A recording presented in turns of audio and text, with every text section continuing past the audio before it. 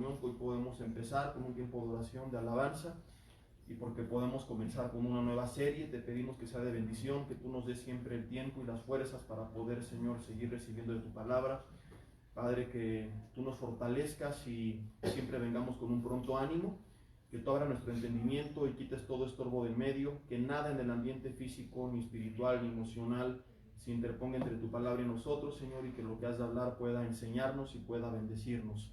Te pedimos que así sea hecho, que la única influencia ejercida sobre nosotros sea la tuya, Espíritu Santo de Dios, que todo otro tipo de barrera, distracción, opresión sea anulada por tu poder. Te lo pedimos en el nombre de Jesús. Amén. Y bueno, pues como ya algunos saben, hoy iniciamos nueva serie y vamos a estar estudiando desde el día de hoy, cada miércoles a las 8 de la noche, mismo día, mismo lugar, misma hora, mismo canal, la carta a los romanos. Dile al de al lado, ahora sí se te va a quitar lo hereje, después de esto, para que dejen de andar decretando, declarando, arrebatando. Ya les decía que estamos al punto de casi llegar a los amarres bíblicos, ¿verdad? Amarres del Antiguo Testamento y cosas por el estilo. Y con esta carta que escribe Pablo, como lo veremos, a los romanos, pues bueno, a muchos se les va a quitar lo herejes. Porque es, pues bueno, toda la Biblia, ¿verdad?, tiene enseñanzas que son importantísimas de estudiar, pero esta en particular es una carta que necesitaría estudiar todo cristiano, ya sea a través de conferencias, de algún libro, algún comentario, como se les dé la gana, pero sí o sí necesitamos estudiar la carta a los romanos porque es la que enseña de mejor manera, más clara y más explícita y más profunda, si no todas, sí las doctrinas bíblicas, al menos las que tienen que ver con la salvación, más importantes, las doctrinas fundamentales del cristianismo que muchos desconocen, lo cual les lleva a que tal vez tienen un buen corazón, ¿verdad?, que son personas sinceras, pero que son un poco herejes. Faltaba, creo que, poner el micrófono, ¿verdad? Entonces, que se va a echar a perder el audio, tienes que acabarlo e iniciarlo otra vez, porque si está bien debido o hay quejas del audio. Si no, para empezar de cero, hagan de cuenta que no escucharon nada, ¿verdad? Comercial de Santa María. Así que sí tenemos que reiniciarlo, ¿verdad? Entonces, bueno, vamos a dar un minuto nada más, mientras dejen un separador en Romanos capítulo 1. No tengo agua para patrocinar, si no ahorita estaría diciéndoles cuál es el agua que toman los pastores, pero ahora no está. Y sería más fácil que alguien nos apoyara ahí en la transmisión. No sé si se están quejando del audio, es que mejor cancélala y vuélvela a iniciar. ¿Continuamos? Ok. Disculpen por los imprevistos, por las fallas técnicas.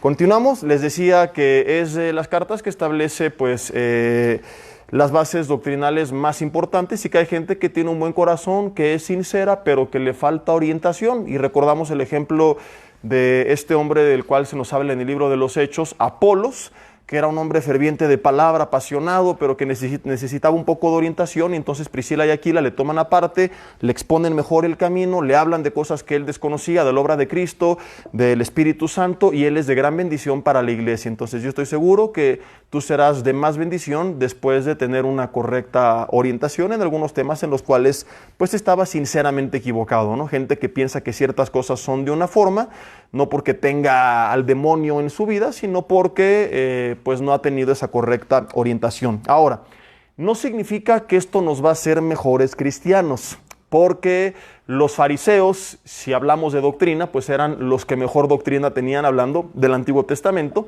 por así decirlo. Estoy haciendo un punto de comparación.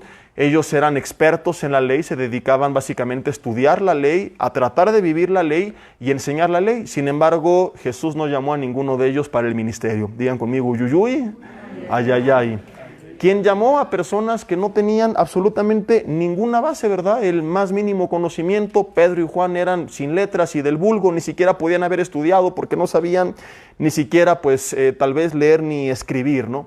No significa que somos llamados a ser brutos de buen corazón, tenemos que prepararnos, pero sí significa que si creemos que el conocimiento lo es todo y eso me va a hacer un buen cristiano, pues estamos equivocados, porque como le he dicho muchas veces, el diablo sabe más de la Biblia que tú y que yo, pero hasta el día de hoy, según yo sé, sigue siendo el diablo. Dios no lo ha llamado a ser apóstol por su conocimiento o algo por el estilo. Es por eso que el mismo Pablo, que escribe la carta a los romanos, también a los corintios les dijo en 1 Corintios 8:1 que el puro conocimiento sin amor únicamente nos iba a envanecer. Entonces tú lo tienes que tener bien claro. No se trata de que ya estoy tomando romanos y ahora sí voy a ser el papirrín de los teólogos, ¿verdad? Y ya casi como Pablo, llamado a ser apóstol, a cantarme alabanzas frente al espejo. A ver, Jesse, ¿en cuánto tiempo me envían a las naciones? ¿Cuándo me ordenan pastor? Porque esto es solamente el primer paso, ¿verdad? Pero no quiere decir necesariamente que como ya tienes una buena base de doctrina, pues ya vas a ser una buena persona. Hay gente que sabe mucho de la Biblia, pero que no la pone en práctica y de nada le sirve su conocimiento. Hay consejeros de matrimonios con matrimonios terribles o que se terminan divorciando porque de nada sirve saberlo en la mente si no lo bajas al corazón. Entonces, no es garantía de que seremos una buena persona, pero sí es el primer paso para tener buenas bases y no creer tanta tontería que nos anden enseñando por ahí. Hay gente que se cree lo que le enseñan porque jamás tuvieron bases bíblicas. Entonces, lo que sea que les digan, les medio respaldan con la Biblia y se lo creen. Y de otra forma también, cuando tú enseñas la palabra, tener buenas bases bíblicas te va a ayudar para no andar diciendo herejías, ¿no? Hay muchas enseñanzas populares dentro del cristianismo de la actualidad que no son bíblicas y que si la gente pues estudiara un poco más la Biblia, si le hubieran echado una leidita con un poco de profundidad a Romanos, ni las enseñarían y cuando se las enseñen, se las creerían, ¿verdad? Por ejemplo, cito únicamente esto a manera de ejemplo, no es que quiera externar la amargura de mi corazón, y lo digo porque ya lo he mencionado varias veces, pero me quedé un poco traumado con esto que vieron mis ojos en internet, cuando en un concierto frente a más de una decena de millares de personas, no sé cuántos decenas de miles habría ahí, una cantante reconocida se pone a orar por otro cantante enfermo y a Dios le dice y lo sanas y no recibiremos uno por respuesta. Toda esa gente, incluyéndola a ella, si hubieran sabido un poco más de la palabra, pues ni hubieran orado de esta forma y tampoco hubieran aplaudido, perdón por el término, pero esta reverenda estupidez, ¿verdad? Pero ¿por qué? Sí, porque desconocen que hay algo que se llama la soberanía de Dios, y es que tú no puedes ordenarle a Dios. Entonces la gente ni siquiera sabe cosas tan fundamentales como la oración. La oración es clamar a Dios, no ordenarle a Dios lo que tiene que hacer, menos decretar ni arrebatar. Quien ya nos arrebató de las garras de las tinieblas fue Él, por medio de la obra de Cristo Jesús en la cruz del Calvario. ¿Por qué viene todo esto? Muchas veces por ignorancia, ¿verdad? Otra línea de enseñanza, digo de doctrina entre comillas, porque no es una doctrina bíblica, que es muy común, es lo que conocemos como la hipergracia. Actualmente está muy de moda en muchas iglesias, es pues casi sigue pecando, no importa, Dios así te ama, y como ya eres salvo a pesar de tus pecados, pues no pasa nada si tú sigues. Y cuando venimos a la Biblia nos encontramos, y lo veremos en Romanos 6, que pues sí somos salvos por gracia, pero la gracia no nos lleva a abusar del pecado, sino a buscar la santidad. Y Pablo dice textualmente, ¿qué pues diremos a esto? ¿Perseveraremos en el pecado para que la gracia abunde? En ninguna manera, porque los que hemos muerto al pecado, ¿cómo pues viviremos aún en él? Y hay una doctrina que estudiaremos en Romanos, que es la doctrina de la santificación, que significa que si bien no soy perfecto, sí tengo que estar buscando crecer constantemente en la santidad. Entonces no debo de ver mi lucha actual como un estorbo para acercarme a Dios, pero tampoco tengo que ver la oportunidad de acercarme a Dios como un pretexto para no tratar con lo que tengo que tratar. ¿Sí me explico o no? Entonces es muy común, ¿verdad? Ven así como eres, ok, ven tal como eres, pero para que Dios te cambie, no para que así te quedes. Y hay enseñanzas que yo he escuchado de pastores populares en la actualidad que parecen ser bíblicas, pero que cuando te metes en la Biblia profundamente que no lo son. Y es que si fulano de tal dijo que él reconoce a Cristo como su Señor y Salvador, no importa qué tan revolcado esté en el lodo, ya es uno de los nuestros. No, espérame tantito. Jesús decía, ¿verdad?, que solamente el que haga la voluntad del Padre, Mateo 7, no todo el que me dice Señor, Señor, sino el que hace la voluntad, porque muchos me dirán Señor, Señor, en tu nombre, no solamente le reconocieron, sino en tu nombre echamos fuera demonios, hicimos milagros, ¿verdad?, profetizamos, ¿y qué les va a declarar? Nunca los conocí. Pero este pastor decía, no todo el que diga ya es uno de los nuestros y no importa con qué esté luchando. Hay gente que se ha encontrado con Dios pero que no ha cambiado y tenemos que tenerle paciencia. Ok, estoy de acuerdo en esta parte, hay que tenerle paciencia, que Dios lo cambie. Pero de eso ahorita al extremo de que lleva años y no cambia nada, pero pues como ya confesó a Jesús, hay que se quede revolcado en el lodo. Esto no es bíblico, esto no está en la Biblia cuando lo estudiamos nosotros en profundidad. Entonces sí, vengo al Señor como estoy y soy bienvenido a pesar de mi pasado y presente y todo, pero para iniciar un proceso de transformación. Otra herejía actual de mucha gente, ¿no?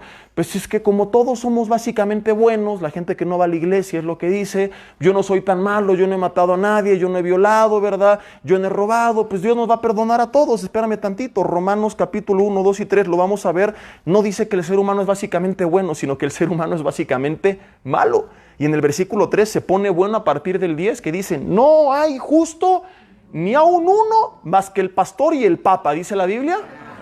No hay justo ni aun uno. Y dice, todos pecaron, se desviaron, se hicieron a una inútiles. Y la conclusión es que estamos sin Cristo destituidos de la gloria de Dios. Entonces, entender las verdades que el Espíritu Santo revela a través de Pablo a los romanos nos va a sacar pues de muchas ideas incorrectas que teníamos y nos va a ayudar a orientar a gente que está sinceramente equivocada, porque mucha de esta gente, pastores, ejemplos que estoy citando, si les damos el beneficio de la duda, puede que sea gente con un buen corazón que está sinceramente equivocada, pero no es pretexto. Nosotros somos llamados a escudriñar, a perseverar en la palabra, a crecer y a ir corrigiendo pues todas estas cosas incorrectas que hemos creído y tal vez enseñado.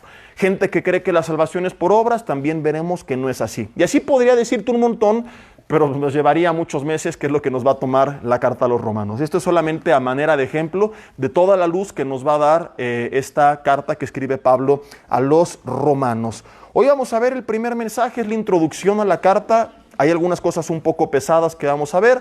Pesadas no me refiero a que sean difíciles de entender, sino a que tal vez tú dices, oye, son meramente información general, no son tan prácticas, pero que tenemos que considerar en un mensaje de introducción. Y vamos a ver también el primer versículo en el cual aprenderemos lo que he titulado Pablo, el siervo apóstol.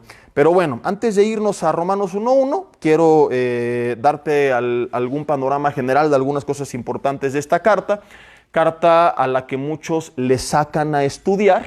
¿Te ha pasado que hasta te la has brincado, que dices, no, tiene términos muy complicados, ¿no? Y la justificación, la santificación, la redención, la expiación y todo lo raro que termina en Sion. Entonces, la primera vez que alguien la lee dice, híjole, pues, está bien difícil, yo creo que hasta en el milenio, o echándose un churro nada más. Y por eso mucha gente no la quiere estudiar, porque tiene fama de ser una carta difícil de entender. Otros quieren estudiarla, pero le sacan porque hacerlo de forma exhaustiva pues te puede llevar toda la vida, ¿no? Hay gente que dice, es que fulano de tal lleva 4 años enseñándola, ¿no? ¿Cuándo voy a terminar? Va a venir Cristo y yo voy a seguir en Romanos capítulo 2. Y es por eso que quiero desde ahorita transmitírselos, porque esta es la visión que yo tengo con este estudio.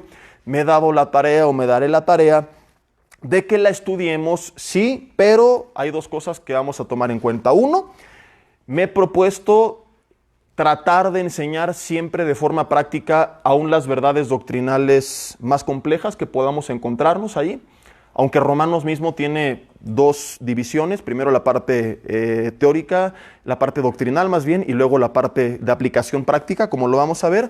Pero yo me he dado la tarea de que aún los primeros 8 capítulos, que son únicamente doctrina, estaremos viendo aplicaciones prácticas para que no se te haga pesada y que tú puedas ver cómo puedes vivir de una u otra manera todas esas verdades a tu vida.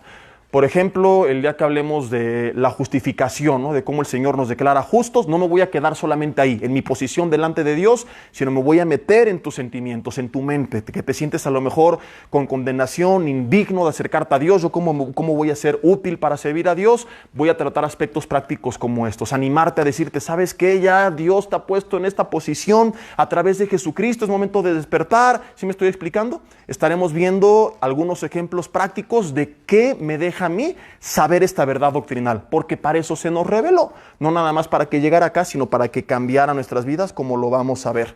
Y 2, vamos a profundizar lo suficiente para que todo quede bien claro, pero tengo la firme intención de terminarla antes del milenio. O sea, no pienso estar en el 2023 enseñando todavía Romanos, pero tampoco pienso pues apresurarme y decir, a ver, ya un capítulo por tema, no, vamos a tomarnos el tiempo que sea necesario para aprender lo más importante, pero como dicen coloquialmente, pues sin echarle mucha crema a sus tacos, ¿no?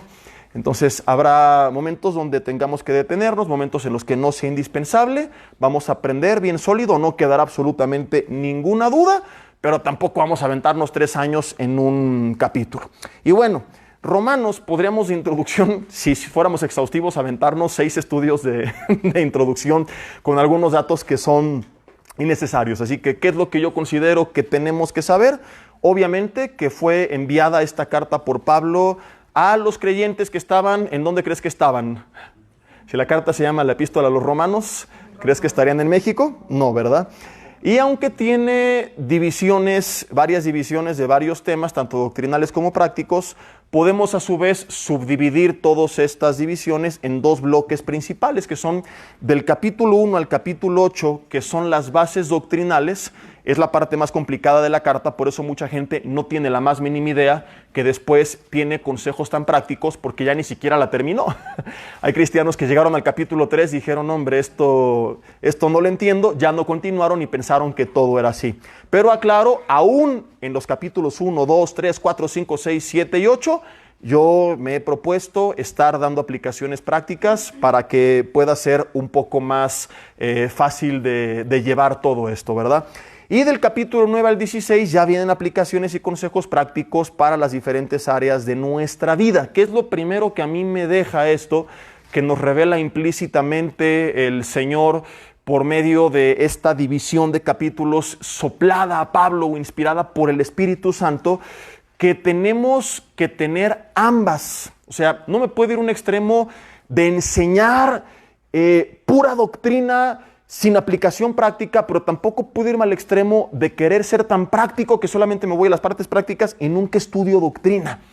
Si yo me voy al primer extremo de nada más la doctrina, ¿cómo voy a poner en práctica Santiago 1:22? Que dice que seamos no solamente oidores, sino también hacedores. Pero ¿cómo voy a ser hacedor si no sé cómo hacerlo? Pero tampoco puedo usar esto como pretexto para descuidar la doctrina, porque es la base de una buena enseñanza. Porque si no tienes una buena base de doctrina, puedes estar enseñando erróneamente algunas aplicaciones de la Biblia. Como Satanás, cuando tentó a Jesús, una de sus tres tentaciones consistió en citarle las Escrituras. Escrito está. Y se refirió a los salmos, si no mal recuerdo, pues es no sé cuál fue, pero si quieres te lo busco porque por aquí lo tengo anotado. ¿Y qué fue lo que le dijo? Le dijo, escrito está, aviéntate porque el Señor enviará a sus ángeles para que tu pie no tropiece en piedra. Salmo capítulo 91, versículos 11 y 12, fue lo que le citó. Pero ¿qué respondió Jesús? Pero también escrito está, no tentarás al Señor tu Dios. Entonces, Satanás estaba dando una aplicación práctica, ¿incorrecta o correcta? Incorrecta. Pero citó la Biblia.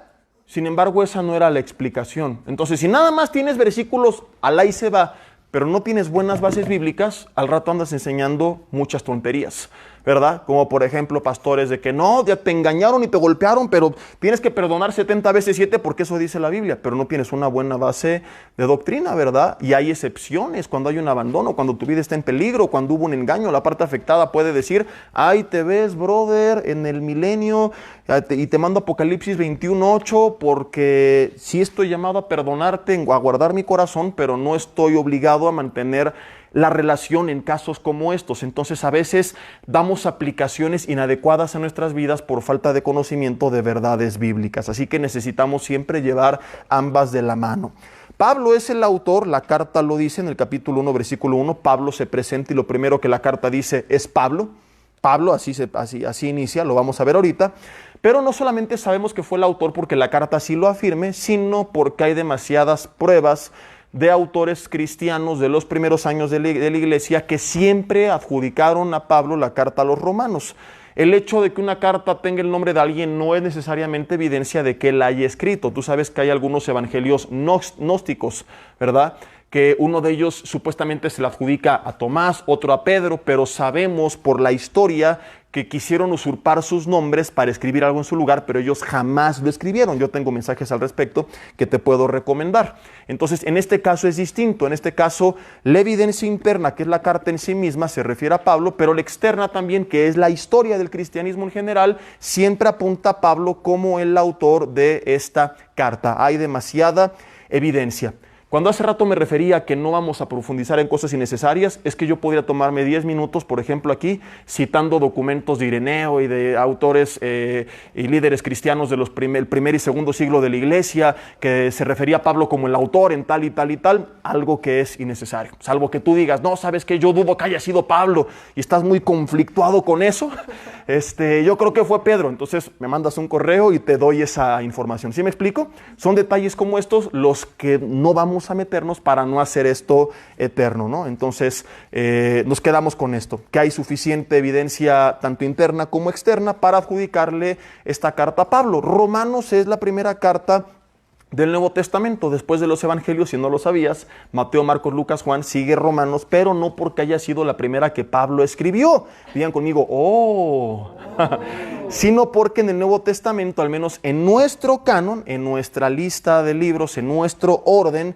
el Nuevo Testamento tiene las cartas ordenadas no por orden cronológico, sino por longitud. La más larga de todas es la carta a los Romanos, así que es la primera. Seguida de Primera y Segunda de Corintios, luego Gálatas, Efesios, Filipenses, Colosenses, Primera y Segunda de Tesalonicenses. 9 cartas dirigidas a iglesias que estaban en los lugares que llevan el nombre de la misma carta. Y después escribe 4 cartas más, pero ya no a iglesias, sino a personas. Un par de cartas a Timoteo, una a Tito y una a Filemón. Entonces vemos aquí, y es lo segundo que quiero que destaquemos el día de hoy en la introducción, que Pablo escribía tanto a iglesias como a personas. Pero la pregunta es, ¿quién inspiraba a Pablo? El Espíritu Santo. ¿Y qué nos muestra esto? Que el Señor estaba interesado tanto en dar una visión general a su iglesia, como hablar de forma particular a las personas dentro de la iglesia. Lo cual a mí me deja que es importante aprender en la congregación lo que Dios habla, lo que llamamos el mensaje congregacional, ¿verdad? Congregarnos y estar escuchando lo que Dios está hablando a todo su pueblo, estar en la misma visión. Por eso pedí que todos los servidores estuviéramos aquí, porque necesitamos ir en la misma visión. Porque, por ejemplo, cuando di la serie de Fuera legalismo y religiosidad, y hablaba del lenguaje, ¿no? De que fueras natural, llegó un hermano y me dice, y si acabas de hablar de la gente que habla más fingida que un político, me despido de un servidor y me dice, aleluya, amén, que Dios te bendiga, gloria a Dios, santificado, y no escuchó el mensaje. Entonces es bien importante que toda la iglesia y más quienes servimos estemos en la misma visión. Pero también el Señor está interesado en hablarnos de forma personal y particular. Entonces, tanto tengo que escuchar lo que Dios dice a nivel congregacional, pero también tengo que escuchar lo que Dios me habla en la intimidad de forma individual y personal. O sea que venir a este estudio o seguirlo en Facebook no sustituye tu tiempo personal con Dios. Ni tener tiempo personal con Dios sustituye el hecho de que te congregues. Ir al lado, tómala, ya se te cayó el cantón.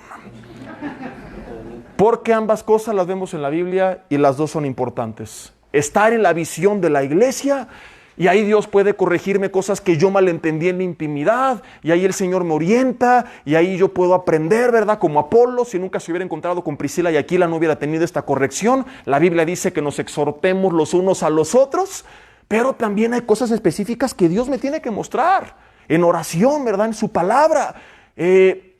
No voy a encontrarme a lo mejor un versículo, oye, y es que no sé con quién voy a andar, si con la Juana o con la Tencha. He aquí yo he llamado a la Tencha, dice el Señor. No, la Biblia te puede dar una dirección general, ¿no? Que sea cristiana, que ame a Dios, que los dos crezcan. Pero ¿qué tal que con las dos se cumple esto? Ni modo que Dios te llamó a ser mormón y que andes con las dos. Entonces, a veces hay cosas muy particulares, personales, que necesitamos tratar de forma individual con Dios. Y es muy común en la iglesia que sobre pretexto de una, descuidamos la otra. O sea, como yo escucho prédicas en mi casa, en internet, y leo la Biblia, no me congrego. Espérame, la Biblia dice en Hebreos 10:25 que no dejemos de congregarnos, según algunos tienen por. O sea que la iglesia se hace no congregarse es una, ver únicamente por Facebook es una. Y si pudiéramos hacer Zoom, diría, y la Biblia dice que no lo hagas. Así que congrégate, tú que estás viendo por internet, donde quieras que tengan unas buenas bases bíblicas, pero tienes que congregarte. Y el otro pretexto, como me congrego y ya fui el domingo y el miércoles, ya no paso tiempo con Dios, espérame tantito. Si hasta Jesús pasaba tiempo a solas con Dios. ¿Quién eres tú para sustituir lo que viviste en público con la intimidad a la cual fuimos llamados? Entonces es importante llevar ambas de la mano. Pablo no fundó la iglesia de Roma como algunos podrían creer. De hecho, cuando él escribe la carta, ni siquiera había ido a Roma. Envía la carta y va 3 años después. ¿Lo sabías o no? En la misma carta, lo vamos a aprender, Pablo expresa su deseo de ir a visitarlos y él va ya hacia casi el final de su ministerio, en su tercer viaje misionero. Se cree que fue por ahí del año 58 después de Cristo aproximadamente. Pablo se encuentra con Cristo por ahí del 34 y su ministerio duró 34 años más, o sea que fue ya en los últimos años. Él conocía a algunos hermanos, alguna gente se ha preguntado, oye, ¿cómo en la carta dice que a algunos les tiene mucho cariño y que los conocía? Bueno, en algún otro lugar, ya lo veremos cuando lleguemos a este punto, los había conocido, ¿verdad? Pero él no fue el fundador de la iglesia de Roma. A ciencia cierta, no hay evidencia sólida que demuestre quién fundó la iglesia de Roma. Hay algunas teorías, una de las más probables, que es la que yo creo, y está basada en Hechos 2, versículo 10, que nos narra que cuando viene el Espíritu Santo sobre los discípulos el día de Pentecostés y comienzan a hablar en lenguas, por cierto, estas lenguas se refería a idiomas de otras naciones para testificarles, no a decir rabas allá, rabas allá, rabas allá, rabas allá, y ¿sí me explico? ¿No? Y no estoy atacando esto, pero simplemente a veces se rompe el orden bíblico, ¿no? O sea, nosotros creemos en las lenguas, pero 1 Corintios 12 y 14 dice que se hable si hay un intérprete y que si no mejor calles y hables para ti mismo. No son palabras mías, estoy citando textualmente la Biblia. Cosas que se hacen por desconocimiento, otra vez, de bases bíblicas. Ni siquiera de haber estudiado, de haber leído, porque ahí no hay nada que explicar. Así textualmente lo dice, ¿no? Pues tienes a gente todos gritando como locos, ¡ay, qué bonito se escuchó y qué bonito se sintió! Cuando la Biblia dice, no, si alguien entra van a decir que están locos, mejor calla y habla para ti mismo, y públicamente dice profetiza, que significa habla la palabra de Dios o predica la palabra de Dios, que es lo que hacemos en nuestras reuniones congregacionales.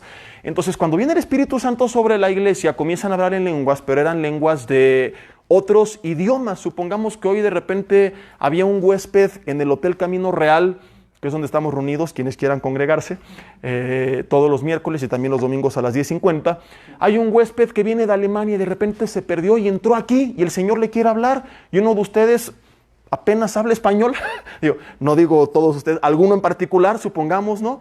Y dices, oye, hablo español y algo de... A lo mejor no digo nada.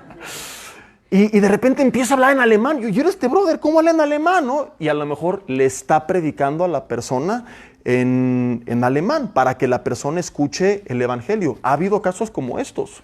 Hemos escuchado testimonios de gente que empezó a hablar en otro idioma y que jamás ni el español ni su idioma lo hablaba bien, ¿no? Y dice, oye, reprobó geografía y gramática y de repente habló en francés, en tailandés, y Dios los utilizó como instrumentos para predicar la palabra. Bueno, Hechos 2:10 dice que había gente de diferentes naciones y narra algunas de ellas y adivina quiénes estaban en el grupo.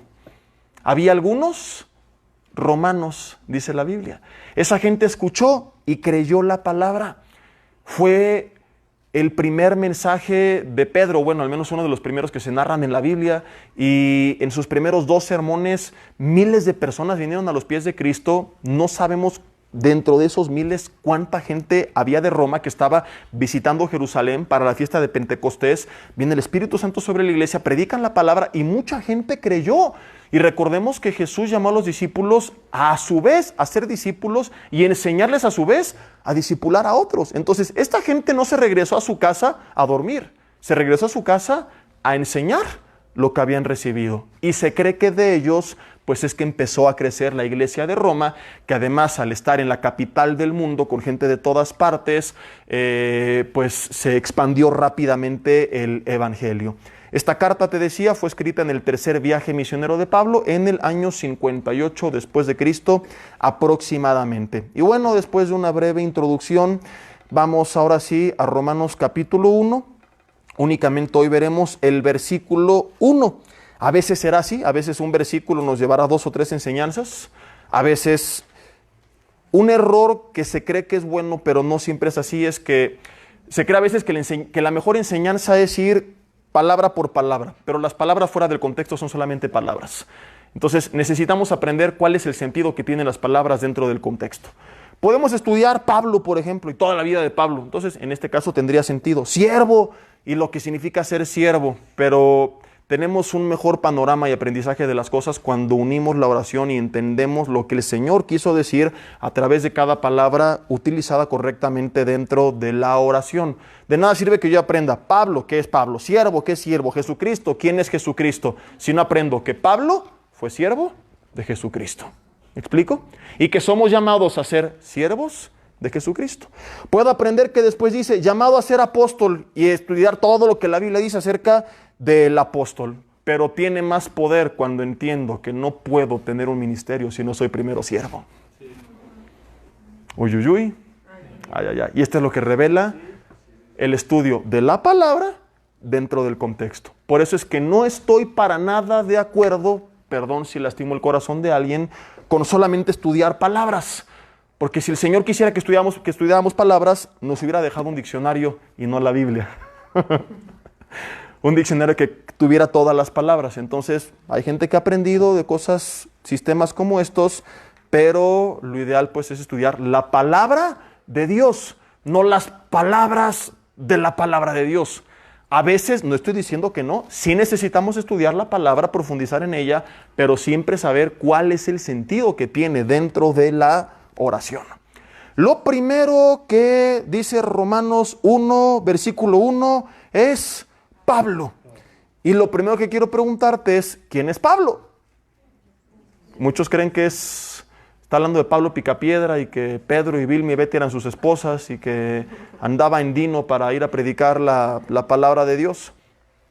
Nos llevaría toda una serie a hablar de quién es Pablo. Yo tengo una serie que se llama Pablo, un cristiano de verdad, que te recomiendo, que hablo un poquito más de él, pero quiero darte una referencia de lo más importante, un panorama general para que sepamos quién es el hombre que Dios llamó para escribir esto, quién es este hombre tan importante que predicó en todo el mundo entonces conocido, ¿verdad? Pablo fue el autor de 13, ya comprobado y prácticamente todos están de acuerdo en esto, de los 37 documentos que conforman el Nuevo Testamento. Digo documentos porque algunos son evangelios, otras son cartas. Entonces, en total son 27 libros del Nuevo Testamento. Pablo escribe 13 de los 27. Algunos le han llegado a adjudicar Hebreos y esto le sumaría 14, más de la mitad. De hecho, hay autores cristianos de la antigüedad que cuando hablaban de las cartas de Pablo hablaban de 14 cartas, lo cual para muchos teólogos pues es un problema que les rompe un poquito el cerebro porque no están de acuerdo, porque hay muchos problemas para adjudicarle Hebreos, pero ahí te lo paso nada más como dato general para que se te quite el sueño en esta noche. Con 13 ya es bastante para saber que fue un gran hombre de Dios. O sea, nada más Romanos, Corintios, Gálatas, Efesios, Filipenses, Colosenses, Tesalonicenses, y a eso añádele las cartas pastorales que envió de forma personal. Ya tienen un montón de cosas doctrinales, prácticas que han transformado la vida de millones de personas a lo largo de la historia de la humanidad. Este fue el hombre que Dios utilizó, no solo para impactar en su época, sino después, generaciones y generaciones y generaciones, con lo que él escribió y que estamos leyendo. Pero este hombre, muchos lo saben, otros no, antes de convertirse a Cristo, perseguía el cristianismo. Este hombre que era nacido en Roma, que era estudioso, que era una persona muy preparada, se dedicaba a perseguir a los cristianos, a pedirle cartas a la autoridad romana para que le dieran la autoridad de arrastrar cristianos a los tribunales. Él estuvo presente cuando apedrearon a Esteban, diciendo qué bueno que se lo despacharon. Si tú quieres leer un poco más de su vida, puedes ver Hechos 9, Hechos 22, Hechos 26 y Filipenses 3, donde él cuenta un poco más de su vida y de todo esto que yo te estoy contando. Hacer este estudio más exhaustivo, otra vez a manera de ejemplo de lo que quise decir al principio, nos llevaría a leer todo Hechos 9, 22, 26 y Filipenses 3, algo que no vamos a hacer. Pablo nació en Tarso, pero fue criado en Jerusalén, donde recibió entrenamiento de un rabino llamado Gamaliel. Se convirtió con el paso del tiempo en un estricto fariseo, o sea, un estudioso de la ley y perseguidor del cristianismo. Pero en Hechos 9, el Señor se le aparece. Se ha predicado muchas veces, lo tiró del caballo, y si te pregunto dónde dice eso la Biblia, no lo vas a encontrar, porque jamás dice que se cayó del caballo, solo dice que se cayó. Se cree que por la posición de autoridad que él tenía, iba montado en caballo, ¿no? Pero la Biblia no dice que el Señor lo tumbó de su caballo. Solamente dice que se encontró con una luz que le resplandeció, se cayó, escuchó la voz de Dios diciéndole: Saulo, Saulo, ¿por qué me persigues? Dura cosa te es dar coces contra el aguijón. E inmediatamente Pablo responde: Señor, ¿qué quieres que haga? Cuando tú te encuentras con la luz de Cristo, la reacción natural es: Señor, ¿qué es lo que tú quieres que yo haga?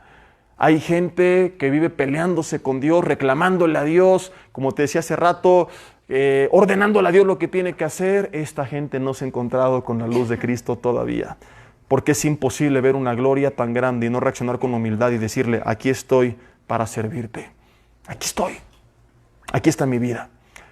Él, después de una larga historia, se arrepiente obviamente, se entrega al Señor, pasa 3 años en Arabia, donde la mayoría cree que él tuvo las revelaciones de las cuales habla cuando dice que fue llevado al tercer cielo, donde Dios le muestra muchas cosas, pero respetando la autoridad. Muchos dicen: ¿y dónde dice que tengo que estar bajo autoridad y bajo cobertura? Bueno, el mismo Pablo fue a buscar a los apóstoles en Jerusalén. Pablo, el autor de 13 de los 27 documentos del Nuevo Testamento, dijo: yo soy Pablo, fui al tercer cielo, me encontré con Dios y ustedes no. Así que pongo mi iglesia, ¿verdad? La iglesia del gran apóstol Pablo. Entonces, él fue en un orden de respeto a la autoridad a buscar a los discípulos en Jerusalén.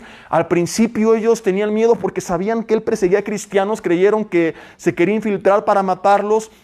Y entonces es Bernabé quien intercede a su favor y dice: no, miren, este hombre Dios lo cambió, escúchenlo, y platica con ellos y empieza a servir en la iglesia de Antioquía, donde estuvo algún tiempo, y de ahí fue enviado junto con Bernabé en su primer viaje misionero. Y comienza la gran historia que nosotros ya conocemos. Ahora, hago una pausa aquí nada más para decirte que si Pablo, que mataba a cristianos, fue transformado por el poder de Dios, ¿no crees que esa persona por la cual llegaste hoy afligida o afligido, que no conoce de Cristo, también puede ser transformada por el poder de Dios? Es que mi hijo pastor dice que viene del chango y pues mire, si ve a su papá usted entendería, ¿verdad? Porque él tiene esas ideas y nomás no cambia. Y es que mi hermano es bien duro. Deja de intentarlo en tus fuerzas. Ora al Señor. A Pablo le habían predicado, él tenía familiares creyentes, ni aún así había creído, hasta que la luz de Cristo resplandeció. Entonces, predica cuando te lo permitan, cuando no, la palabra no entra a fuerzas, ni siquiera es bíblico. Jesús dijo: donde no les reciban, sacúdanse los pies y a otro lugar. No tenemos que andar agarrando a bibliazos a la gente que no quiere que se le agarre a bibliazos, porque eso únicamente rompe la relación y hace que cuando necesiten ayuda, la última persona que piensen sea en ti y que terminen odiando más la palabra. Entonces, ora por ellos y predícales con tu testimonio, como dijo Pedro a un grupo de mujeres casadas con maridos incrédulos, sin emitir palabra. Su conducta los va a llevar a Cristo. Lo que pasa es que hablamos a veces muy bonito, pero nuestra vida es terrible. Y por eso la gente no viene a Cristo. Entonces, si Dios tocó a Pablo, puede tocar a cualquiera, pero es en el tiempo de Dios, no en el tuyo. Algo que aprenderemos cuando estudiemos también un poco de la soberanía de Dios. Entenderás que a Dios se le pide, no se le ordena, ni se decreta, ni se arrebata. Y menos le ordenas al diablo que te devuelva lo que te robó, porque no te puede robar nada que el Señor no lo haya permitido, y si lo permitió es por algo. Entonces, cosas como estas, te decía al principio, que por desconocimiento de algunas bases bíblicas, a veces se andan practicando dentro de la iglesia. El Señor tocó a Pablo, así que tú sigue orando, sigue esperando. Él puede quebrantar a la persona que menos esperabas. Por aquí está Yadi, Hugo no está, pero uno de los testimonios más fascinantes que he escuchado, corrígeme si me equivoco en algo, es el de tu suegro, José Luis Pérez, que cuando ellos vienen a Cristo, el hermano José Luis, que muchos de ustedes conocen, se burlaba, es correcto esto, les perseguía y textualmente hacía referencia a cuando ellos alzaban las manos alabando y decía: ay sí, los aleluyos, alabaré, alabaré, y le hacía así. ¿He dicho algo incorrecto hasta aquí? Y bueno, no tuvo un accidente que hizo que le enyesaran las manos en esta posición, ¿es correcto o es una leyenda? Y vino a los pies de Cristo, ¿verdad? Y ahí inició este estudio hace algunos años en su casa, ustedes lo recordarán, algunos de ustedes, ¿verdad? Y luego crecimos, nos pasamos para acá, pero bueno, terminó pues incluso haciendo un espacio en su casa, construyendo una parte que tenía atrás para que se predicara la palabra de Dios. Alguien que antes, ay, sí, alabaré. Bueno, el Señor tiene tan buen sentido del humor que en esta posición le enyesaron las manos. Así que aguas con aquello de lo que te burlas, porque yo me burlaba de los que predicaban y acabé predicando la palabra. Así que el Señor tiene buen sentido del humor. Y lo segundo que de aquí destacamos, pues es que imagínate tú la reacción de los que Pablo persiguió cuando se encontraron con él en el cielo. Oye, Señor, pero si este me mató, este me persiguió, creo que alguien se equivocó, había un mexicano ahí en la entrada, le dio una mordida y se coló, se brincó el muro, este era de los que se fue de inmigrante a Estados Unidos, cruzó el río, ¿cómo entró aquí? No, simplemente es que la misericordia de Dios, familia, está disponible para todos, sin excepción de personas. Y segunda de Pedro 3:9 dice que Él no quiere que ninguno perezca. Y algunos piensan que el Señor ya retardó su promesa y dice, no, Él no retarda su promesa, hablando de la segunda venida, según algunos la tienen por tardanza. Simplemente que no quiere que ninguno perezca, sino que todos procedan al arrepentimiento. Y por eso el Señor es paciente y no destruye a quienes tú crees que ya debería de destruir. Y dices, ¿y por qué permite tanta maldad y no acaba con los malos? Porque no estarías tú aquí sentado ni yo aquí parado. Nos hubiera chamuscado a todos en algún momento de nuestras vidas. Así que dale gracias a Dios que no escucho oraciones como estas. Y hace poco te pregunté y reitero, ¿quién eres tú para ordenarle a Dios que no le dé a alguien más la oportunidad que algún día tú recibiste? Si estamos aquí y lo aprenderemos, no es por nuestra linda cara de Winnie Pooh, es por la gracia y la paciencia de Dios, por su gran amor y por su sacrificio que nos permitió encontrarnos con Él. Le tuvo paciencia a Pablo. Y también es una verdad que al que más se le perdona, más ama. Pablo fue tan quebrantado y se arrepintió tanto y le dolió tanto haber perseguido al Señor que le dedicó su vida entera. A veces la gente que se cree más buena es la más apática. A veces la gente que se cree que yo soy bueno, yo merezco y yo no he hecho nada malo, es la que menos busca de Dios, ni se congrega. ¿Para qué? Si no soy malo, no necesito de Dios. Y es gente que nunca cumplió con su propósito. En cambio, cuando alguien está consciente de su condición de pecado y cree y acepta y recibe el perdón de Dios, es tan grande el quebrantamiento que le entrega toda su vida y no tiene nada que perder. Dice, estaba destituido de su gloria, condenado al infierno, que es lo peor que me puede pasar. Y se rinde y se convierte en un hombre como Pablo. Después de su conversión, en el 34 después de Cristo aproximadamente, se bautiza, se prepara, como ya lo vimos, comenzó a servir, enseñar en la iglesia de Antioquía y de ahí fue enviado a las naciones. Hoy es al revés, la gente quiere ir a las naciones sin haber hecho nada antes por su iglesia local. Un día llegó un joven conmigo en la iglesia de Toluca y me dijo, oye, ¿qué se necesita para predicar? Primera vez que iba a la iglesia él, ¿eh? Le digo, ¿cómo que qué se necesita? Sí, ¿qué se necesita para predicar? Le digo, nada. ¿Puedo predicar yo? Sí. ¿Cuándo? Hoy si quieres. ¿De veras? Sí. Ahí en la calle hay mucha gente a la que le puedes predicar. Ah, no, yo decía ahí adentro, en el salón, en el púlpito. Ah, entonces tú no quieres predicar, quieres que te vean. Es diferente. ¿Quieres predicar? Ve y predica. Oye, ¿qué necesito para entrar a la alabanza? Llegar temprano el domingo y cantarle a Dios. No, para estar allá arriba. Ah, lo que quieres es que te vean. Porque estar en la alabanza no necesitas estar atrás de un instrumento. Puedes estar abajo o arriba cantándole a Dios. Entonces hay gente que a veces, oye, ¿sabes qué le han dicho en alabanza? Vas a descansar un tiempo. Ah, no, ya no voy a la iglesia. No que quieras alabar a Dios. Lo único que cambió es que ya no tienes una bocina donde te escuche en tu instrumento tu voz, pero puedes seguir llegando temprano y alabar a Dios. Entonces hay mucha gente que quiere una posición de autoridad y que quiere que la vean y que quiere no servir a Dios, sino servirse. Dios es simplemente su pretexto. Porque cuando tú quieres en verdad servir a Dios, tenemos un mundo completo que necesita de la palabra del Señor. ¿Y tú qué haces, pastor? Pues para algunos ya los conozco, no soy chamán ni nada, pero sé lo que la gente piensa, ¿verdad?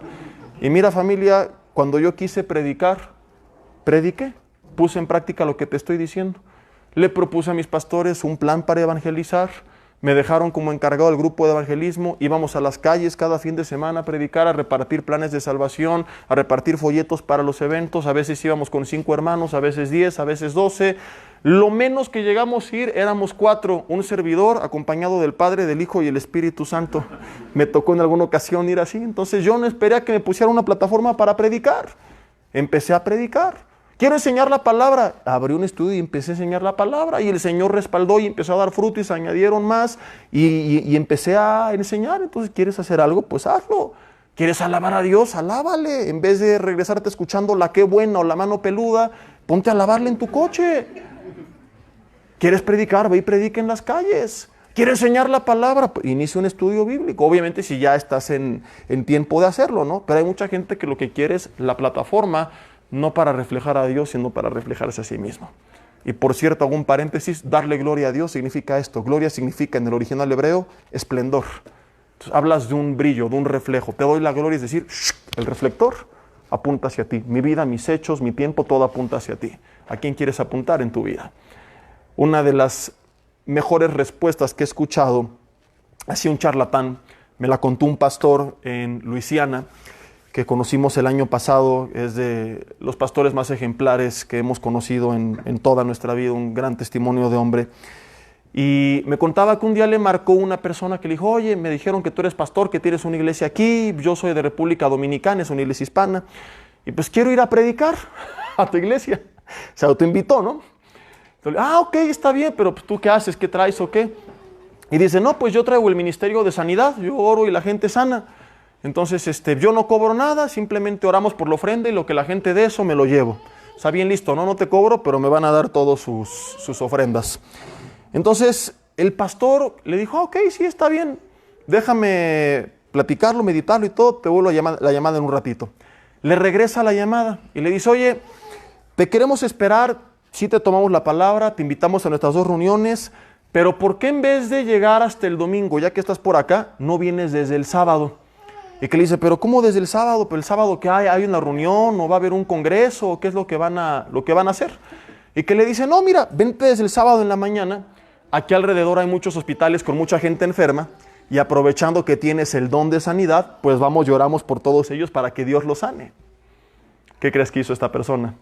Nunca más se comunicó. Había un meme por ahí que decía, ahora que estaba el coronavirus, que por qué no convocaban a todos los que tienen don de sanidad para que fueran a los hospitales a orar por los enfermos. ¿Dónde están? ¿O la unción de Dios solo se manifiesta en el escenario? Si no hay luces y sonido, ¿no hay unción? ¿No hay gloria, no hay poder, no hay dones? ¿El Espíritu Santo necesita un reflector, una plataforma, un estadio? ¿O se puede manifestar en cualquier lugar? Porque yo recuerdo en el libro de los Hechos que esto es lo que pasaba ahí. Que no solamente en las sinagogas, en la calle el Señor sanaba a los enfermos. Entonces toda esta gente, y no estoy diciendo que no lo sean, yo creo personalmente que hay gente que Dios utiliza para orar por los enfermos y que son sanados, digamos que creen en el don de sanidad, pero también creo que hay, como la Biblia advierte, que iba a haber mucho charlatán, que lo que quiere no es utilizar su don para la gloria de Dios, sino fingir un don o incluso intentar tenerlo para obtener ellos mismos toda la gloria. Entonces Pablo primeramente sirvió en su iglesia, fue de bendición y de ahí Dios lo envió a las naciones y emprendió 3 viajes misioneros donde predicó en todo el mundo entonces conocido. Estuvo 2 años encerrado en Cesarea, 2 años detenido en Roma y luego no se dice qué pasó con él. Se cree que fue liberado y que extendió su ministerio hasta sufrir el martirio en el año 68 después de Cristo. A grandes rasgos es Pablo. Digo, a grandes rasgos porque hay mucho más que podríamos saber de él, pero ya sabemos al menos un poco del hombre que escribió esta carta inspirado por el Espíritu Santo. ¿Cómo se presenta este gran hombre de Dios? Romanos capítulo 1, versículo 1. Pablo, el apóstol a las naciones. Aleluya. No, perdón, dice Pablo, el grande, el gran Pablo, el ungido, el único, el que tiene el manto. Pablo, su padre, porque algunos dicen, no me digas, ya ni siquiera es dime apóstol, dime papá. Híjole. ¿Y qué no oyeron que Jesús dijo, no llames padre a nadie, porque uno es vuestro padre el que está en los cielos? Y nos quejamos del católico que le decía papá al papa, y ahora tienes a pastores pidiéndole a sus ovejas que les digan papá, papá a tu abuela que le digan. Pero son las tonterías que llegamos por no estudiar la Biblia. por andar los miércoles viendo Peppa Pig en Netflix en vez de discipularse aquí. ¿Cómo se presenta Pablo? Ya hablamos del gran hombre de Dios que fue. Y aún a pesar de eso se presenta como Pablo, digan conmigo, siervo. Pablo, siervo, dice, de Jesucristo, y él no se autonombró, ni siquiera dice que yo quería, no, llamado a ser apóstol, apartado para el evangelio de Dios. Fíjate, Pablo, y lo primero que él dice es siervo o apóstol. ¿Y hoy cómo se presenta la mayoría? El apóstol que no es siervo no es apóstol. Se autonombró apóstol. Pablo, y lo primero que dice es siervo de Jesucristo. Ahora escucha esto. Es lo que te decía de las palabras. Tienen poder cuando se estudian a profundidad, pero dentro del contexto donde fueron escritas. La palabra siervo viene del griego doulos. D-O-U-L-O-S, doulos. ¿Y sabes qué significa? Esclavo. Es la palabra que se utilizaba para hablar de los esclavos. Ahora, un esclavo, ¿qué significa? Que pertenecía al amo, que seguía las órdenes del amo, que todo era del amo, que él seguía todo lo que el amo dijera y que nada era suyo, que todo era del amo. Y es el término que Pablo está utilizando. Está diciendo, Pablo, siervo de Jesucristo, es decir, Señor, mi vida te pertenece, nada es mío, todo es tuyo, aquí estoy a tus órdenes, quiero servirte. Aún la familia de los esclavos le pertenecía a los amos. Cuando Pablo dice siervo de Jesucristo, no hay forma de conflictuarme contigo, Señor, porque todo, incluyendo mi vida, es tuya. De ahí que él dijera, para mí el vivir es Cristo, morir es ganancia. ¿Por qué la gente se amarga con Dios? Me quitó mi coche, se llevó a mi hijo, no sanó a mi papá, me quitó el trabajo, porque no son siervos de Jesucristo. Quieren que Jesucristo sea su siervo. Cuando entendemos que fuimos comprados a precio de sangre, que fuimos creados por Él y para Él, la única actitud que hay es una actitud de humildad, de rendición. Y esta es la gente que no tiene nada que perder, que cree en Dios, que Dios lo utiliza poderosamente. Ahora, a diferencia de la esclavitud de esa época, esta era una esclavitud voluntaria. Digo esclavitud entre comillas, porque Dios no es un tirano, ni nosotros sus esclavos. De hecho, Jesús dijo, ya no les llamaré siervos, sino amigos, porque el siervo no conoce lo que va a hacer su Señor. En cambio, Él sí nos reveló lo que Él iba a hacer. Pero es una rendición voluntaria. Hay un ejemplo que ilustra esto a la perfección y cuenta la historia que un día Sir Winston Churchill paga el precio de una esclava que al enterarse de esto lo mira con desprecio pensando que era un hombre más que quería abusar de ella o explotarla, y en cuanto paga su precio le da su carta de libertad, le dice pagué tu precio no para que te vayas conmigo sino para hacerte libre. Ella le regresa la carta y le dice no, yo quiero ser su esclava, pero te estoy liberando, sí, pero si fui sierva de otros más malos que no lo merecían, ¿cómo no voy a servir a un hombre tan bueno como usted? Ya no es una imposición, para mí es un privilegio. Yo quiero servir mi vida a una persona tan grande como usted, y voluntariamente decidió servirle. Cuando nosotros creemos lo bueno, lo grande, lo misericordioso, lo paciente que es Dios, nadie tiene que andarnos correteando para decir que le busquemos, que le sirvamos, que le amemos.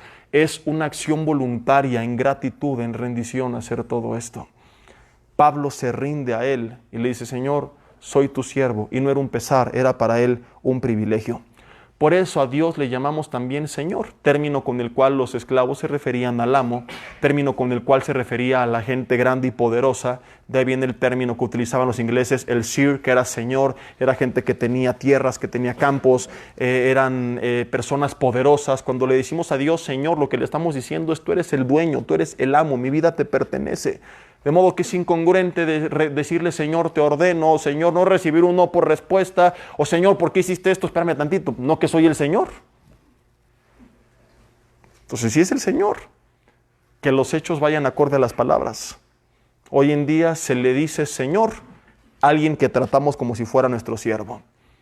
Y por eso es fascinante leer cómo se presenta en esta carta uno de los más grandes hombres de Dios en toda la historia del cristianismo. Porque hoy muchos no le llegan ni a los talones a Pablo. ¿Quién actualmente se puede comparar a Pablo? ¿Quién ha sido encarcelado por causa del evangelio, apedreado, perseguido y sigue adelante? ¿Quién ha naufragado 2, 3 veces? ¿Quién ha predicado por todo el mundo entonces conocido? ¿Quién tiró toda su vida a la basura y todo lo que para los demás era ganancia para servir a Dios? No hay nadie que tú puedas comparar a Pablo. y ves cómo se presenta él y cómo se presentan otros que ni a los talones le llegan con una gran soberbia, ¿verdad?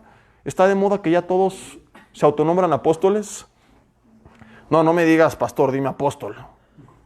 Oiga Francisco, no, dime pastor Francisco. Te voy a decir Pancho para que se te quite lo payaso.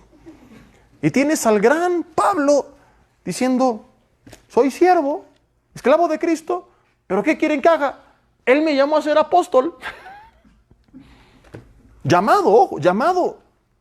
Tú no te puedes llamar a ti mismo. Cuando tú llamas a alguien a comer, ¿qué significa? Te estoy llamándole a alguien más. No te puedes autollamar. Ven a comer, ¿a quién llamas si estamos todos? A mí mismo. Es absurdo. ¿Me estoy explicando o no? Entonces, cuando hablamos de un llamado, hablamos de un agente externo a tu persona que te hizo el llamado. Hoy mucha gente se autonombra o paga para que les den el título. Pero cuando viene de Dios, cuando es genuino, entonces Él te llama. Pablo dice, yo soy siervo. Mi concepto de mí, mi definición de mi persona es yo soy siervo de Jesucristo. Pero Él me llamó a ser apóstol. Enviado, dice después, para el evangelio de Dios. Enviado, o sea, el Señor lo llamó. ¿Y quién lo envió? El Señor. El Señor lo envió. Apóstol significa esto, una persona que es enviada, su mensajero que lleva la palabra. No vamos a entrar ahorita en el debate de si hay apóstoles o no hoy en día. En el sentido de enviados, si hay mucha gente enviada. En el sentido de los apóstoles, fundamento de la iglesia, pues no. Fueron los que fueron, y Pablo y ellos fueron el fundamento, ¿verdad? Y no puedes poner un fundamento sobre otro fundamento. Y ellos son el fundamento, obviamente después de Jesucristo. Pero enviados los hay. Ahora, ¿qué nos enseña esto? Dos cosas. Uno, ¿servir a Dios es opcional o es un mandato para todos? Dios nos ha llamado a todos a servirle, pero ocupar una posición de liderazgo, un ministerio, ser pastor, maestro, evangelista, es un llamado de parte de Dios. Todos podemos ser siervos, pero el Señor va a llamar a cada uno para diferentes cosas en particular, y tú no puedes autoimponerte. Y hoy es muy común que queremos que ya por el parentesco, o por lo que estudié, o por el dinero, porque soy amigo del pastor, porque doy buena ofrenda. Hay iglesias donde el que mejor ofrenda es el que el pastor ordena para que esté contento. ¿Qué es eso? Desde el Antiguo Testamento hasta el Nuevo Testamento tú ves que el Señor llamaba y el Señor ponía. Y cuando alguien entendía esto, como Jonatán, aunque era el heredero natural al trono de Saúl, sabiendo que David era el llamado, lo apoyó aún en contra de sus propios intereses. Porque a veces la iglesia se estanca porque estamos buscando una agenda personal y no la agenda divina. ¿Qué hubiera pasado si Jonatán buscara lo suyo? ¿Pero qué buscó? Las cosas de Dios, aunque no le convinieran. Y somos llamados a eso, como Juan Bautista, a decir, Señor, aunque yo mengüe, pero que tú crezcas. Pero hoy es al revés. No, que decrezca el Señor, y no importa si por obtener lo que yo quiero tengo que caer en envidias y en pleitos y en luchas y en egoísmo y afectar a otros, y le meto el pie a fulano de tal que quiere mi posición y estorbo a fulano de tal y no le dejo porque qué tal que se queda con mi lugar, y estamos estorbando la obra de Dios para mantener nuestra persona en poder, en autoridad, cuando fuimos llamados a que Cristo sea predicado y que Él sea exaltado, que nosotros seamos sus siervos, y si nos llama, qué bueno, y si no, que Él haga lo que quiera hacer. La obra, familia, no es nuestra, es del Señor. Él es el que nos llama. Él es el que decide. Y cuando Él te llama, tienes que obedecer. Si te has sentido un llamado a enseñar la palabra y no lo estás haciendo, el Señor va a estarte estorbando, incomodando, y lloro para que te quite el sueño, que no duermas bien, que te revuelques en tu cama a las 3 de la mañana, que no tengas paz, hasta que entiendas que el Señor te está llamando a algo. Porque si no obedecemos al llamado, estorbamos su obra. Entonces, qué fascinante esto. Pablo, siervo de Jesucristo, y el siervo fue llamado. Entonces, servir a Dios es un mandato que todos tenemos, pero el llamado Él lo hace y nosotros no lo podemos imponer. No se trata de que, pues ya terminé el IPI, ya que me dé mi título de pastor. Me han preguntado, ¿y qué se estudia para ser pastor? No, nada. El pastor tiene que estudiar, lo cual es distinto que estudies para ser pastor. ¿Me explico la gran diferencia? Entonces, muchos creen eso, ¿no? Ya terminé, y pues ya que me den mi título de pastor. ¿Y cuándo me ponen a predicar? Y no, yo ya pastor, no, yo el mío que sea de apóstol. ¿No? Entonces no, es un llamado de parte del Señor. Y lo segundo que aprendemos es que todos los, entre comillas, grandes, primero fueron siervos. Lee toda la Biblia, todos. Josué capítulo 1, versículo 1. Dios habló a Josué, hijo de Nun, servidor de Moisés. Todos primero sirvieron a Dios. Tienes al profeta Samuel, que sirvió primero al Señor y fue fiel. Daniel y sus 3 amigos que sirvieron al Señor y que fueron fieles. Muchos de los reyes también, muchos de los libertadores del libro de los jueces, de los patriarcas, mucha gente dando vueltas en el desierto, apacentando ovejas en el desierto, David, todos. Vas al Nuevo Testamento y es lo mismo, primero fueron siervos, primero sirvieron al Señor y después el Señor los llamó a algo porque ya había trabajado en su carácter, en su persona, ya les había preparado y entonces los había enviado como Pablo, primero siervo y aprendo y crezco y respeto mi autoridad y entonces el Señor me envía, pero hoy es al revés, hoy la gente quiere ser grande sin haber sido sierva primero. Ya quiero llegar y poder, porque no valoraron mis talentos y mis dones. Me voy a otro lugar y hay gente que anda de iglesia en iglesia buscando una posición de autoridad, una posición de poder y no han servido en nada. Es muy fácil quejarse. Y aquí esto, aquí el otro, aquí aquello. ¿Y por qué no me ponen aquí? ¿Por qué no empezamos a servir y dejamos que ahí Dios nos vaya levantando? Entonces es muy fácil hablar de lo que no me gusta, pero ¿por qué no empiezo a hacerlo? Un día un joven me dijo, es que en Villanueva Toluca faltan muchos estudios. Le digo, ¿cuánto tiempo tienes en Cristo? Como 10 años, ¿por qué no das uno? No, yo quiero predicar en el púlpito, vuelvo a lo mismo. Quiero ser llamado sin antes haber servido. Muchas veces me han dicho, y es que y concluyo con esto porque ya estamos en tiempo. Yo siento un llamado a servir a Dios de tiempo completo, quiero servir. Y pregunto, ¿de veras? Sí. Ok, ¿sabes lo que eso implica, lo que significa? Sí, de verdad. Ve la vida de Pablo. Porque eso puede implicar renunciar a todo y perder todo lo que tenías y con lo que siempre soñaste por servir a Dios. Lo que pasa es que ven una parte del cristianismo a ciertas personas en ciertos lugares y dicen, yo quiero eso. Pero ¿quién te dijo que a eso se limita? Entonces, si Dios te llama a eso, qué bueno. Pero Dios te puede llamarte a algo más. ¿Estás dispuesto a eso? ¿Qué tal que el Señor, les digo, te llama a dejar todo e irte a predicar a la sierra? Nos contaron algún día el testimonio de una pareja de esposos médicos que les iba muy bien y que dejaron todo para irse a la sierra. Y ahí, con un montón de escasez, están sirviendo al Señor. Eso implica ser llamado, estar dispuesto a renunciar a todo. Y dirás, te vas a morder la lengua diciendo esto desde un púlpito en el Hotel Camino Real en Santa Fe, en la Ciudad de México. Pero el Señor es testigo y sabe que si me dijera, Jesse, vete a la sierra, yo con la mano en la cintura, yo no estoy aferrado a nada. Y lo he demostrado con hechos en el pasado, no son solamente palabras. Por eso lo predico con esta convicción y firmeza y autoridad, porque estoy diciendo algo que he puesto en práctica. Porque antes del que el Señor me permitiera servirle en una iglesia bien estructurada, yo le dije, Señor, a donde me llames yo voy. Yo estaba consciente de que esto implicaba el llamado. Yo estaba seguro que tenía un llamado. Y le dije, Señor, si es predicando en Villanueva, gloria a Dios. Si no, si es predicando en la sierra, yo sé que hay una tienda de campaña, voy a ser feliz. Solamente le pedí a Señor, la persona con la que vaya a pasar mi vida, que también sea feliz en esa tienda de campaña. A mí me va a decir, ¿por qué le andas diciendo eso al Señor, verdad? Es más cómodo servirle aquí que allá. Pero si el Señor nos llama algún día a dejarlo todo ir, no estamos aferrados a nada.